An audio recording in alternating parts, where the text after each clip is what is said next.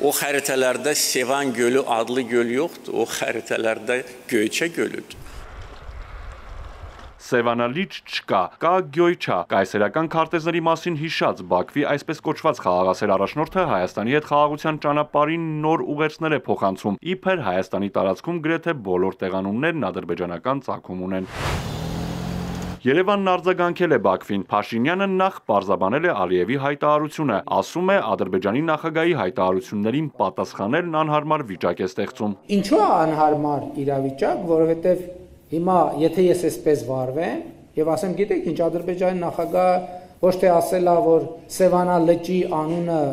Գյոյչա է, այլ ասելա, որ եթե նայենք ցարական Ռուսաստանի քարտեզներին, այնտեղ չկա Սևանա լիճ, կա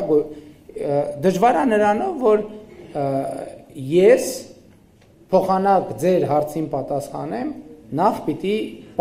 պարզաբանեմ, թե ինչ ասել Ադրբեջանի նախագահ։ Ցարական քարտեզներով առաջնորդվելու դեպքում կարող ենք ավելի հետ գնալ եւ կայսերական տեղանուններով անվանել բնակավայրերը, ասում է Փաշինյանը, իսկ ինչու է Բաքուն այդպիսի հռետորաբանությամբ խոսում։ Օրինակ, Ադրբեջանում այսպիսի դիսկուրս կա, ասում են Հայաստանը ճիշտ չի ասում, կեղծում են, որ տարածքային ամբողջականությունը ճանաչել են Ադրբեջանի։ Ոնց են հիմնավորում, ասում են, բա ինչ է միջև մի ազգային ժողովում Լեռնային Ղարաբաղի դրոշները դրած։ Դե ասում են, դե եկեք մենք եւ օրինակ տենց է, եկեք մենք ասենք Գյոյչա։ Ստեղ էլ ասում են, դե որ ասին Գյոյչա, եկեք Գանձակ ասենք, եկեք ասենք Կովսական, եկեք ասենք Քաշաթաղ։ Իրանք ասում են, տեսեք ասցին ջրական։ Եկեք ասենք, որ Երևանը հին ադրբեջանական քաղաք է։ Ոչ թե տանկերով, այլ մեքենաներով ժամանակակից Հայաստան իրենց վերադարձն ըստ Ալիևի չպետք է վախեցնի Հայաստանի ժողովրդին ու պետությանը։ Ըստ Փաշինյանի վերադարձի օրակարգը վտանգավոր է, որովհետև նշանակում է վերադառնալ կոնֆլիկտի նախնական պարամետրերին։ Եթե մենք պատմական հայրենիքի ընկալումը չփոխարինենք իրական հայրենիքի ընկալմամբ, խաղաղությունը պարզապես կփլուզվի։ Պատմական հայրենիքը որ թվից է սկսում։ Մեր թվարկությունից առաջ 70-ականները օրինակ կարա լինի այդ պատմական հայրենիքի մեկնակետ։ Կարա լինի, թե չէ լինի։ Այսինքն որը մեկը համաձայնա, նախ այս հարցը ճշտենք։ Պատմական սոցիալ հոգեբանությունը մի բան չի, որ սենց ռուբիլնիկը քաշես ու կանգնացնես, անջատես։ Մենք պետքա կարողանանք անցյալը տարբերակել ապագայից։ Պատմության հետ պետք է լինենք զգույշ ու մեր շատ ընկալումներ վերանայենք, ասում է Փաշինյանը ու հիշեցնում, որ Հայաստանն իր օրակարգից հանել է արցախցիների վերադարձի հարցը։ Այդ օրակարգը համարում են վտանգավոր։ Կառավարության ՊՕԱԿ-ի կազմակերպած համաժողովին մասնակցում է նաև Ադրբեջանի եւ Թուրքիայի քաղաքասարակության, լրատվամիջոցների ներկայացուցիչներ ու փորձագետներ։ I'm an Istanbul-based Turkish journalist. Վարչապետը պատասխանում է նաև թուրք լրագրողի հարցերին, հույս հայտնում, որ 2026-ին Էրդողանը կգա Երևան։ Վերջին տարիներին նախագահ Էրդողանի հետ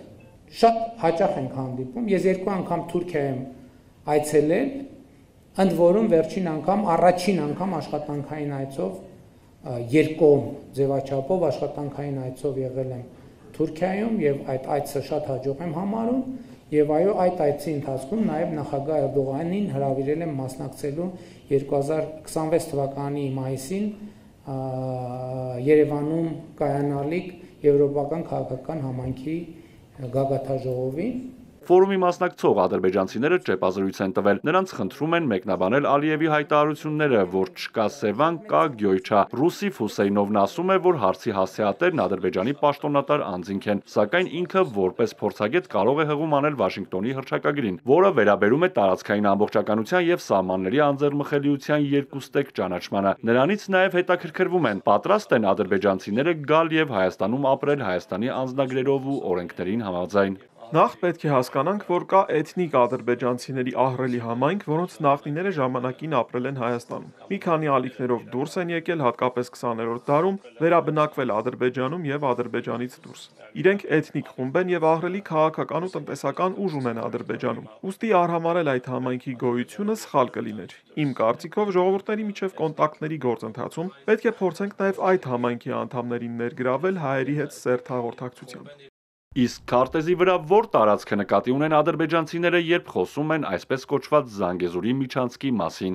Զանգեզուրի միջանցքն ավելի լայն հասկացություն է Բաքվի համար, այն չի վերաբերվում թրիփին։ Ի տարբերություն Հայաստանի, դա չունի բացասական ներფերանք։ Հայաստանում միջանցքը այլ կերպ են ընկալում, Ադրբեջանում այլ կերպ։ Ադրբեջանցի փորձագետը խուսափում է ուղիղ պատասխանել անխոչնդոտ անցում ասելով նկատի ունեն, որ Հայաստանի տարածքով անցնելիս հայ մաքսավորներին չպետք է հանդիպեն, ասում են անխոչնդոտ անցումը սահմանելու հարցում Հայաստանին պետք է օգնի Միացյալ Նահանգները։ Արթուր Հակոբյան, Էպիկենտրոն։